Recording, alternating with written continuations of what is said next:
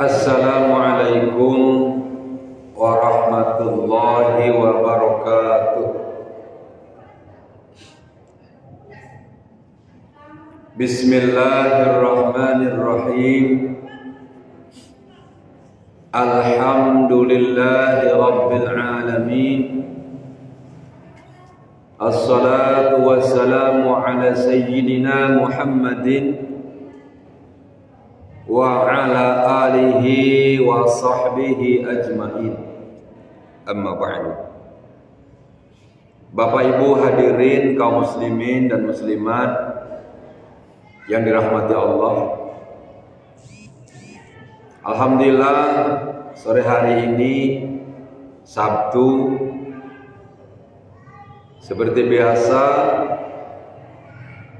kita melaksanakan buka bersama di Masjid Amal Ismail Al-Manwar sebagai upaya mengisi kegiatan Ramadan, memakmurkan masjid, dan diisi dengan pengajian seperti biasa, membuka kitab Mukhtarul Ahadits, melanjutkan kaji kita yang rutin dilaksanakan setiap subuh Sabtu. Tentu bagi yang punya waktu tidak repot, silahkan bergabung masuk di masjid dan sekaligus kita akan buka bersama. Dan ini juga disiarkan langsung live streaming di Facebook pribadi saya, Masluh Musyawir DM.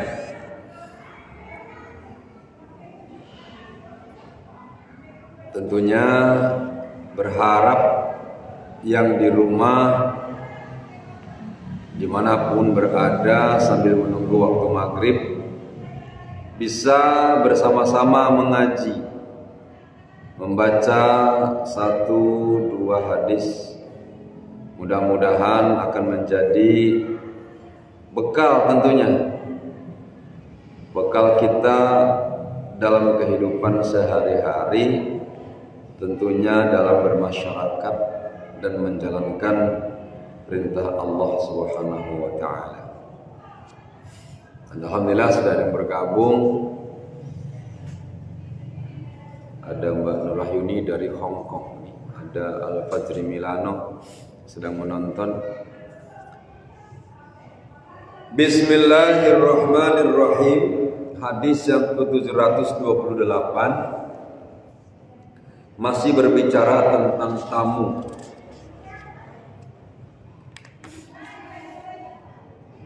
Al-dhaifu ya'ti birizqihi. Tamu itu datang dengan rezekinya.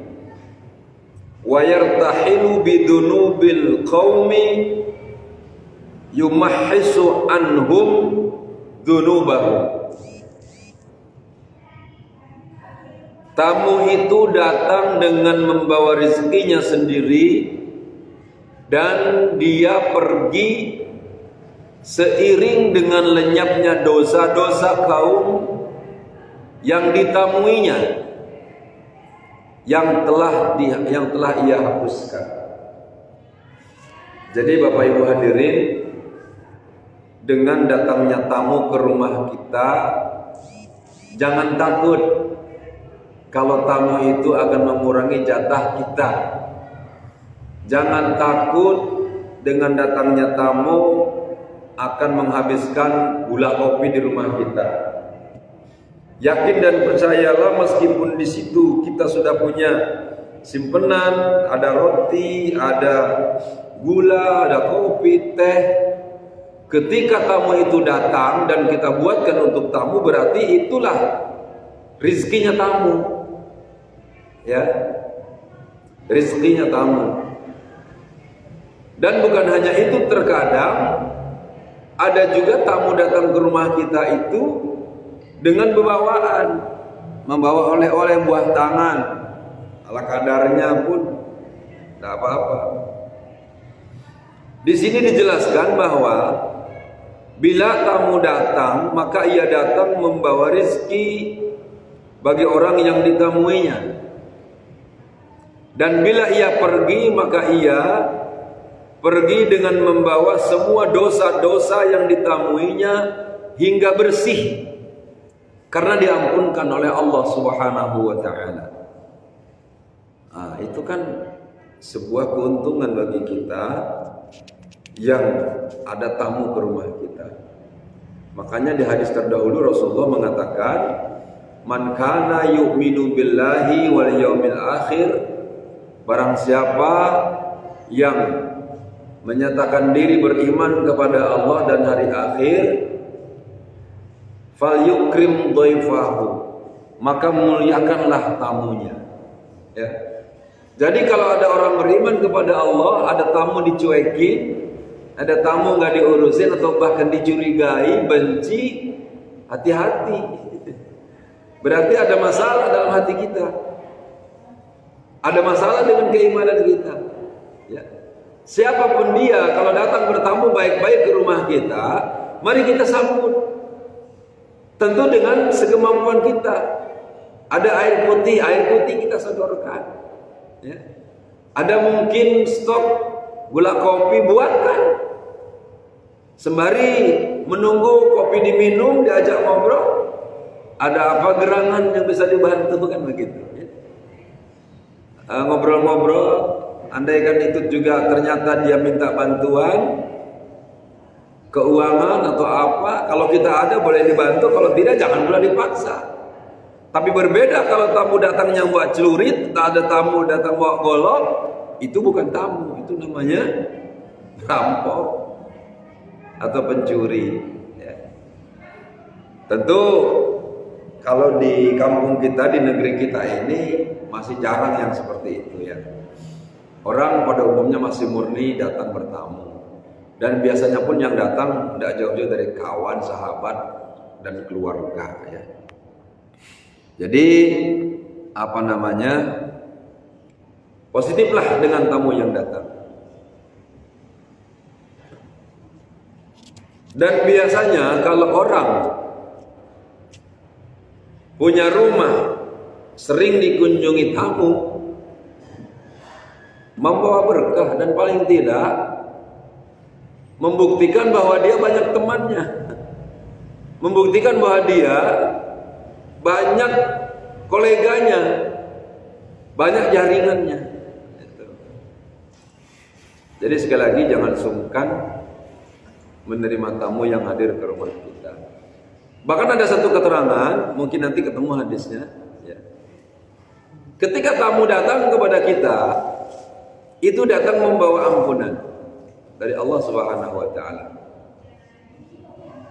Jadi ada sebuah riwayat ketika tamu itu pergi dari rumah kita, ada melihat di belakang tamu itu terlihat ada berbagai macam binatang buas mengikuti di belakangnya.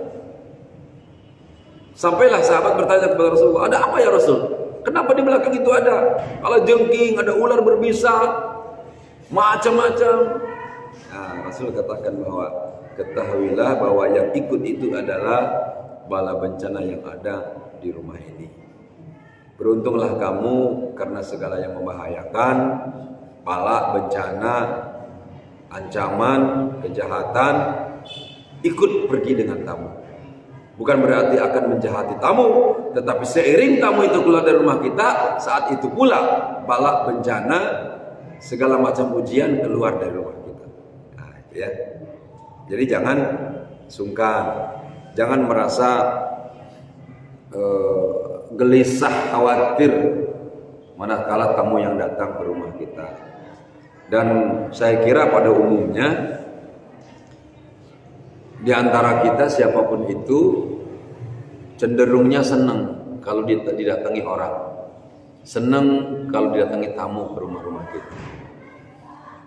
Hadis berikutnya,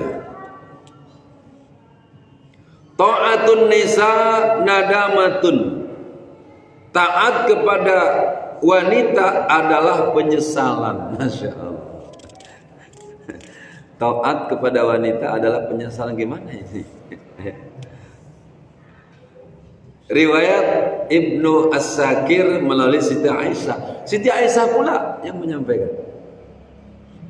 Dalam hadis lain disebutkan bahwa tidak akan ada bahagia suatu kaum yang urusannya dipegang oleh wanita. Ini dunia udah canggih katanya, emansipasi wanita, wanita boleh jadi pemimpin dan sebagainya. Yes lah, itu sah-sah saja ya. Tetapi kita juga harus akui bahwa dalam diri wanita itu ada kelebihan, ada juga kekurangan. Saya kira kalau di satu kaum itu masih ada memungkinkan laki-laki yang bisa memimpin, laki-laki yang bisa membawa kemaslahatan, ya sebaiknya laki-laki. Tapi kalau tidak ada lagi, cuma wanita yang punya pandangan ke depan lebih maju, ya kenapa tidak gitu kan.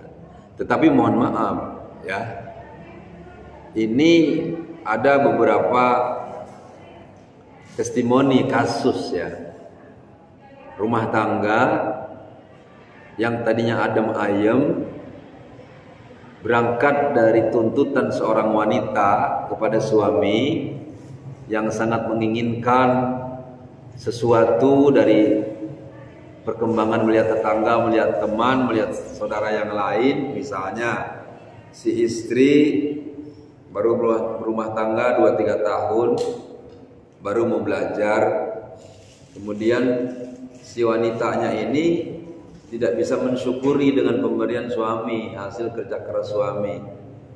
Maunya melihat orang lain pakai gelang emas, dia juga harus pakai gelang emas. Ya, tetangga belanja baju yang mewah, dia juga harus ikut. Orang beli motor kredit, dia juga harus bisa. Kenapa? Dan itu semuanya dibebankan kepada suami, minta kepada suami, sampai-sampai ngancam, kalau kau jadi laki tidak pacak ngurusi aku, lemah kau pergi. Nah, kan tidak enak. Akibatnya apa? Suami tunduk kepada wanita. Nah, ini berbahaya. Karena tidak akan ada rasa syukur. Nah, ketika itu terjadi, maka tidak jarang seorang suami akan berjuang, akan berusaha untuk memberikan kebahagiaan kepada istrinya di luar batas kemampuan. Ya, dia jadi pejabat karena malu istrinya menuntut terus, melihat istri orang gabung dengan istrinya, kayaknya nggak level ini gimana. Akhirnya berpikir untuk membahagiakan suami. Sabarlah mama, nanti kan papa baru menjabat, gitu kan? Nanti adalah gimana caranya kamu nggak harus na'udzubillah min dzalik. Maka tidak jarang karena bisikan-bisikan dari istri yang tidak bertanggung jawab, maksud saya ya, istri yang tidak punya pandangan maju, mengandalkan ingin supaya mendapatkan apa yang dia inginkan. Akibatnya suami pun tidak jarang harus korupsi. Ya. Bahkan itu saya ada media yang beredar kemarin, seorang begal, ya kan, begal kan, yang begal seorang wanita pakai celurit. Ternyata belakangan ada info, ternyata terlepas benar tidaknya, ada info si begal ini mengaku mendapat SMS atau apa itu dari istrinya minta dikirim duit. Nah itu kan, nggak ada, gimana nyari duit? Itulah yang terjadi, kekerasan. Ya, terlepas benar tidaknya berita itu, tetapi bisa saja, mungkin saja bisa terjadi. Jadi kalau semata-mata hanya mengikut hawa nafsu, mengikuti keinginan para wanita di rumah ataupun dimanapun, maka di sini dikatakan jangan sesalkan kalau kemudian akan berakhir dengan penyesalan. Ya. Dan tapi saya juga mohon maaf, bukan berarti wanita menjadi yang permasalahan, ya.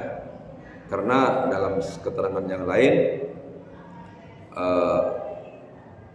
wanita itu tiang negara, ya. Karena wanita, negara juga bisa maju, tapi sebaliknya karena wanita juga bisa runtuh. Itu tadi, kalau wanita sebagai istrinya mendukung suaminya penuh dalam berkarir, suaminya bekerja sebagai kantoran, dia akan siapkan tas untuk membawa berkasnya barangkali. Kalau suaminya menjadi pekebun, perawat berkebun, tentu dia juga akan tahu memposisikan bagaimana cangkulnya, bagaimana goloknya yang mesti dibawa. Ketika suami pulang, nempatkan di mana, suami lupa naruh, disiapkan oleh istrinya. Kan begitu. Begitu sama berangkat, di sini Pak, kemarin itu ada di luar. Nah, gitu. Kalau suaminya polisi, mungkin tentara, istrinya juga mengamankan senjatanya, mungkin jangan sampai berserak, ya, berada di sembarang tempat membahayakan. Kalau suaminya seorang dai, tentunya istrinya menjaga bagaimana supaya layak dicontoh, kan begitu. Nah, supaya orang memandang istri ustadz ini tidak sembarang berpakaian, tidak mengumbar aurat, kan begitu. Bisa membimbing, mempersiapkan, tidak merepotkan kepada suami sehingga hari-hari bikin konsep gak sempet, hanya diraptek oleh keinginan-keinginan dari istrinya, kan? Itu. Tapi diberikan dukungan yang penuh kepada suami, maka itu yang namanya wanita tiang negara. Lanjut. Ta'atullahi ta'atul walid, wa ma'siyatullahi ma'siyatul walidi. Taat kepada orang tua berarti taat kepada Allah. Dan durhaka kepada orang tua berarti durhaka kepada Allah. Masya Allah. Ini tentunya orang tua yang soleh, orang tua yang paham agama, orang tua yang mengerti dengan persoalan agama, sehingga tidak ada satu kalimat pun, tidak ada satu kata pun disampaikan kepada anak-anaknya kecuali mengajak anak-anaknya menjadi anak-anak yang soleh, anak-anak yang taat kepada Allah, anak-anak yang taat kepada agama. Nah, ketika orang tuanya adalah orang tua yang paham dengan agama, maka taatnya seorang anak kepada orang tua berarti menunjukkan ketaatannya kepada Allah Subhanahu wa ta'ala. Karena setiap orang tua punya tanggung jawab kepada anak-anaknya, kepada keluarganya, dengan perintah Allah, qu anfusakum wa ahlikum nar. Jaga dirimu dan keluargamu dari siksa api neraka. Sebagai orang tua yang punya tanggung jawab menjaga diri dan menjaga keluarga dari siksa api neraka, tentunya orang tua ini taat agama. Tapi kalau orang tuanya, mohon maaf, pemabuk, nyuruh anak beli minuman, boleh anaknya nolak. Begitu, boleh menolak. Ya. Boleh membantah, tetapi dengan cara yang sopan, dengan cara yang tidak menyakitkan kepada orang tua. Karena bagaimanapun itu adalah orang tua. Wa ma'siyatullahi ma'siyatul walidi. Durhakanya kepada orang tua berarti durhaka kepada Allah Subhanahu wa ta'ala. Ya. Jadi kalau ada anak dengan orang tuanya durhaka, berarti dia durhaka pula kepada Allah. Ada hadis Nabi mengatakan, ridallahu fi ridal walidain. Ridhonya Allah terletak pada ridhonya kedua orang tua. Ya. Dan murkanya Allah juga terletak pada murkanya orang tua. Hati-hati kalau orang tua sudah murka, marah kepada anak, ini Allah pun marah kepada anak. Ya. Tapi kalau orang tua sudah ridha kepada anak-anaknya, maka fa insyaallah barokah akan turun, akan diberikan kepada anak-anaknya. Ya, singkat kata bahwa anak harus patuh kepada orang tua, bisa mengambil hati orang tua. Jangan sampai orang tua sumpah serapah mendoakan yang buruk kepada anak-anaknya. Dan kita sebagai orang tua, jaga mulut, jaga ucapan, jangan sampai keluar kalimat, keluar kata-kata yang membuat anaknya menjadi sengsara. Saya kalau tidak keliru ada pernah juga membaca, mendengar cerita Imam As-Sudais, ya, itu kan seorang imam besar, imam Madinah. Itu orang tuanya kalau kesel sama anaknya dia ngomong, kau udah jadi imam besar aku, jadi imam besar aku. Itu yang ucapannya. Kau jadi imam besar, kau jadi orang hebat. Ternyata terkabul jadi imam besar. Ya, Imam As-Sudais kan imam Masjid Nabawi. Intinya apa? Ucapan orang tua itu doa buat anak-anaknya. Ya. Hati-hati. Kalau sampai orang tua mengatakan kepada anak, gilo kau, gilo nih angka gitu anak itu. Na'udzubillah min dzalik. Ya. Tapi ucapanlah yang baik-baik. Anak soleh, anak hebat, anak pintar gitu kan. Jadi niat insyaallah. Ta'amul isnaini kana bi salasatin. Wa ta'amus salasati kafi arba'ati. Makanan untuk 2 orang cukup dimakan 3 orang. Dan makanan untuk 3 orang cukup dimakan untuk 4 orang. Ini gambaran kita jangan serakah, galak-galak berbagi, ya. Jadi menganjurkan kepada kita agar berjamaah ketika kita makan bareng, karena keberkahan akan menyertai makanan yang kita makan bila kita melakukannya secara berjamaah. Kita punya jatah nasi 2 bungkus, sedangkan kita bertiga, payo makan bertiga. Orang 2 bungkus itu jadikan 1, makan bertiga, cukup, tidak akan lapar, gitu kan. Kita punya jatah nasi 3 bungkus, ternyata ada orang 4, jangan khawatir, yang 1 orang jangan balik, ayo bareng-bareng, itu makan bersama, cukup, tidak akan kehabisan. Itu artinya apa? Rizki yang Allah berikan kepada kita, kalau diberikan kepada orang lain, kita juga tidak akan melarat. Ya, berbagi sewajarnya. Jadi ada tradisi di kampung-kampung, ada tradisi di dusun-dusun, termasuk di kampung saya. Itu kalau menjelang puasa, munggahan, itu warga diajak kumpul ke masjid, bertemu. Dan masing-masing warga itu membawa nasi, rantang, membawa rantang. Terserah dia bawa untuk 1 porsi, untuk 2 porsi, tidak apa-apa. Begitu sampai di masjid kumpul, sebelum berdoa, ya, bertukar rantang. Ya. Yang rantang saya tadi ada isinya, dikasihkan Pak Haji dikasih ke saya. Mungkin punya saya isinya sayur kangkung, ya. Sambal punya Pak Haji isinya ayam gitu kan. Ada yang langsung tukar-menukar, berhadap-hadapan, dimakan bersama bareng-bareng. Ada juga yang dihimpun jadi 1, dimakan bareng-bareng. Nah, barokah itu, dan itu menjadi kebahagiaan tersendiri.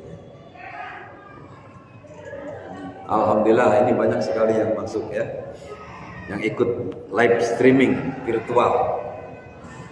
Ada Bapak Muhammad Ali Semendawai. Terima kasih.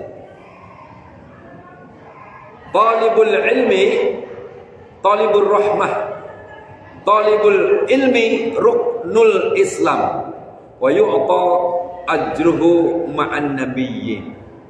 Ini bagi orang yang mau menuntut ilmu. Ya. Pahalanya apa? Orang yang menuntut ilmu berarti menuntut rahmat. Jadi kalau Bapak Ibu ingin mendapatkan rahmat Allah, rajin-rajin mencari ilmu. Tadi pagi saya menjelaskan, orang yang lewat ke taman surga, melihat taman surga, mampirlah.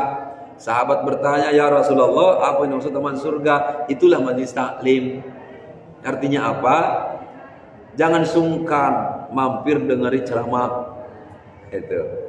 Jangan malas, ada ceramah diadakan, kita datang ikut nguping, ikut mendengarkan. Kenapa? Karena itu kata Rasul taman surga. Di sini dikatakan orang yang rajin seperti itu berarti dia sedang mencari rahmat Allah. Kan? Kita ini hidup karena rahmat Allah. Kita bahagia karena rahmat Allah. Segala kebutuhan, keinginan kita terkabulkan, itu berkat rahmat Allah. Kalau tidak ada rahmat Allah, mana mungkin terjadi? Apa rahmat? Kasih sayang. Kasih sayang Allah. Jadi kalau ada orang mencari ilmu, berarti sedang mencari kasih sayang Allah. Itu. Ya. Kalau kerjaannya malas, tidak pernah mau ngaji, tidak pernah menuntut ilmu, sekolah tidak mau, apalagi kuliah, ya jangan harap akan ada cerah dalam kehidupannya. Itu. Talibul ilmi ruknul islami. Orang yang menuntut ilmu itu berarti menjalankan rukun Islam. Memang ada dalam Islam. Talabul ilmi fardhatun ala kulli muslimin wa muslimatin minal mahdi ilallah. Bahwasanya mencari ilmu itu diwajibkan kepada mukmin laki-laki, muslim laki-laki dan muslim perempuan. Minal mahdi ilallah, dari mulai buayan sampai ke masuk ke liang lahat, batasnya. Jadi nggak ada batasan. Sudah Pak Haji, sudah sepuh juga, nggak apa-apa ikut dalam majelis taklim mendengarkan. Kayak Pak Haji ini datang terus. Padahal Pak Haji juga bisa menyampaikan ceramahnya, gitu kan. Nggak apa-apa. Gilirannya ceramah, Pak Haji ceramah juga. Ayo gantian di sini Pak Haji ceramah. Gantian. Minggu depan Pak Haji ngisi ya. Wa yu'tu ajrahu ma'an nabiyyin. Lihat tuh, kata Rasul. Dan pahala yang diberikan itu kepada mereka adalah pahala para nabi. Levelnya sangat tinggi. Pahala para nabi akan diberikan kepada orang yang mau menuntut ilmu. Ya. Saya ingat ketika hampir keluar dari pondok pesantren, hampir saya selesai, ya. Selesai bukan karena pinter, ya. Selesai karena saya harus pindah tempat, harus ke Palembang. Jadi guru saya mengatakan, Musawir, yakin dan percayalah bahwa orang yang menuntut ilmu itu didoakan oleh seluruh tumbuhan yang ada di makhluk. Hatta yalhuta fil bahri, bahkan sampai ikan di dalam lautan pun ikut mendoakan. Tumbuh-tumbuhan yang kamu lewati itu mendoakan, beristighfar, memohonkan ampun kepada orang yang datang akan menuntut ilmu. Binatang-binatang semut yang kamu lewati itu berdoa kepada Allah, mendoakan orang yang akan menuntut ilmu. Itu hatta yalhuta fil bahri, bahkan sampai ikan di dalam laut pun mendoakan kepada orang yang akan menuntut ilmu. Masa kita nggak mau didoakan? Jadi saya termotivasi dengan itu.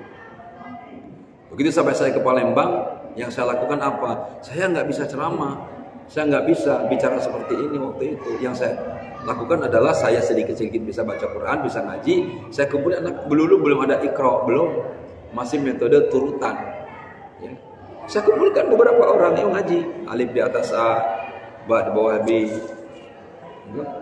tadi atas tuh abitu gitu kan. Terus sampai dia bisa ngaji.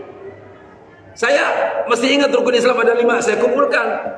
Saya sampaikan kepada rukun Islam ada 5, 1 ini, 2 ini, hafalan. Besok dipanggil satu-satu ditanya, bisa anak-anak rukun Islam. Praktek wudu, praktek sholat, bacaan sholat. Akhirnya banyak anak murid saya kecil-kecil. Nah, akhirnya Allah gerakkan, Allah takdirkan saya sampai di sini. Artinya apa? Itu berkat doa-doa makhluk-makhluk dan tumbuhan yang ada di bumi, yang mendoakan kepada orang-orang yang sedang menuntut ilmu, dan itu sesuai dengan sabda baginda Nabi Muhammad sallallahu alaihi wasallam. Bapak Ibu hadirin wal hadirat rahimakumullah, waktu maghrib kita adalah pukul 18:03. Sekarang sudah pukul 17.56, artinya tinggal 7 menit lagi, ya. Karena saya lihat takjilnya sudah siap, jadi saya tambah 1 hadis lagi, nanti langsung ke sana tinggal buka, ya. 1 hadis lagi, ta'amul mu'minina fi zamanid dajjal ma'al ta'amul malaikat. Allahu akbar. Makanan orang-orang mukmin di zaman Dajjal sama dengan makanan para malaikat. Nah, Dajjal, zaman Dajjal kapan? Sudah turun Dajjal sekarang? Wallahu a'lam. At-tasbihu wa taqdis faman kana mantiquhu yawma idzin at-tasbihu wa taqdis adbahallahu anhu al-ju'. Yaitu yang dimaksud makanan para malaikat tasbih dan takdis, subhanallah, mensucikan Allah. Barang siapa di zaman tersebut ucapannya hanyalah tasbih dan takdis, niscaya Allah akan melenyapkan rasa lapar yang ada di perutnya. Zaman Dajjal, zaman dimana maksiat itu merajalela, Pak. Di mana kezaliman itu menguasai. Ya. Dajjal itu ada yang menggambarkan mata satu katanya. Pendekar mata satu bukan pendekar mata satu. Tapi artinya Dajjal itu orang yang berkuasa tetapi dalam pikirannya hanya satu dunia saja. Tidak berpikir akhirat. Akibatnya agama dikesampingkan. Tidak lagi memandang agama sebagai sebuah kepentingan dalam kehidupan. Itu zaman Dajjal. Ya. Apakah sekarang sudah masuk di kategori wallahu a'lam? Sekarang masih ada para kiai, masih ada para ulama. Mudah-mudahan belum termasuk seperti itu. Nah, di zaman seperti itu orang-orang akan banyak tertindas. Kezaliman merajalela. Nah, ketika di zaman itu ada orang mukmin yang makanannya, bacaannya tasbih, takdis, mensucikan Allah, bertasbih, maka Allah akan menghilangkan rasa laparnya dalam perut. Orang-orang mukmin tertindas. Dia akan diterpa dengan berbagai macam kesulitan. Tetapi ketika orang mukmin itu terus menyerahkan diri kepada Allah, bertasbih, bertahmid, memuji Allah, mensucikan Allah, maka dia lupa dengan urusan dunianya, lupa dengan rasa laparnya karena Allah hilangkan laparnya. Allahu Akbar. Jadi Bapak Ibu hadirin, terlepas kapan Dajjal itu turun, kapan masa ini berjalan, kapan masa ini terjadi, yang paling tidak bagi kita tetaplah menjadi hamba-hamba Allah yang selalu mensucikan Allah, yang selalu bertasbih, selalu mengagungkan dan memuji Allah Subhanahu wa taala dengan bacaan tasbih subhanallah walhamdulillahi wala ilaha illallah wallahu akbar. Mari jadi bacaan kita, jadi murid-murid kita. Supaya apa? Supaya kita istiqomah, diberikan oleh Allah ketenangan, kebahagiaan. Demikian barangkali kaji kita pada sore hari ini. Mudah-mudahan ada manfaatnya. Sejenak kita akan menunggu sampai waktunya berbuka puasa. Mudah-mudahan apa yang saya sampaikan bermanfaat, khusus untuk diri saya sendiri dan untuk siapapun yang mendengar, baik yang hadir di majelis ini maupun yang mendengarkan di luar sana secara virtual. Ya, kita berdoa kepada Allah, semoga Allah memberikan kita istiqomah dalam iman dan Islam sampai waktunya kita wafat dalam keadaan husnul khotimah. Al-Fatihah. A'udzu billahi minasyaitonir rajim. Bismillahirrahmanirrahim. Alhamdulillahirabbil alamin arrahmanir rahim maliki yaumiddin. Iyyaka na'budu wa iyyaka nasta'in. Ihdinas siratal mustaqim. Siratal ladzina an'amta 'alaihim ghairil maghdubi 'alaihim waladdallin. A'udzu billahi minasyaitonir rajim. Bismillahirrahmanirrahim.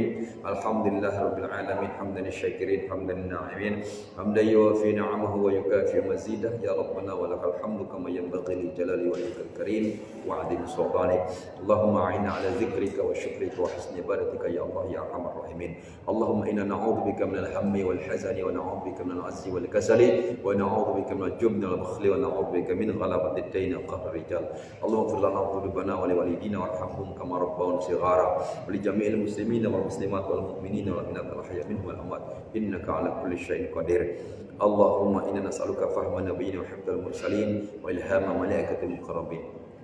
اللهم اغننا بالعلم وزينا بالحلم واكرمنا بالتقوى وجعلنا بالعافيه. ربنا ادخلنا مدخل صدق واخرجنا مخرج صدق واجعلنا من لدنك سلطانا نصيرا. ربنا آتنا في الدنيا حسنه وفي الاخره حسنه وقنا عذاب النار والحمد لله رب العالمين. تقبل الله منكم والسلام عليكم ورحمه الله وبركاته.